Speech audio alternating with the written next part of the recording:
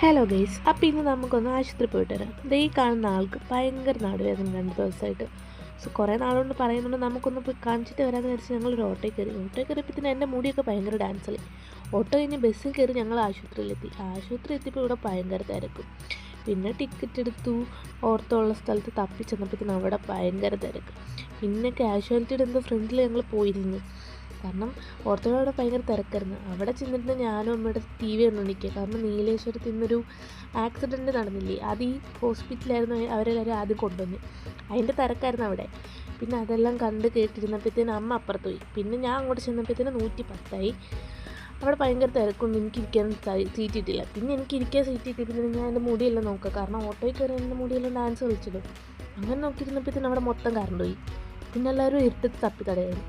Current പോയിട്ട് വന്നപ്പോഴത്തേനും എൻ്റെ front ഇരിക്കുന്ന ചേച്ചിയുടെ കാലം ഞാൻ പ്ലാസ്റ്റർ വന്നു. പിന്നെ അതെന്താ ഞാൻ ആലോചിച്ചിരുന്നപ്പോഴത്തേനും അമ്മ പോയി ഡോക്ടറിനെയും കണ്ട് മരുന്ന് എഴുതി വാങ്ങിച്ചിട്ട് വന്നു. കുറേ നേരം ഇരുട്ടത്തിരുന്നിട്ട് വെളിയിൽ വന്നപ്പോഴത്തേനും ഒരു കണ്ണിനൊരിതേ.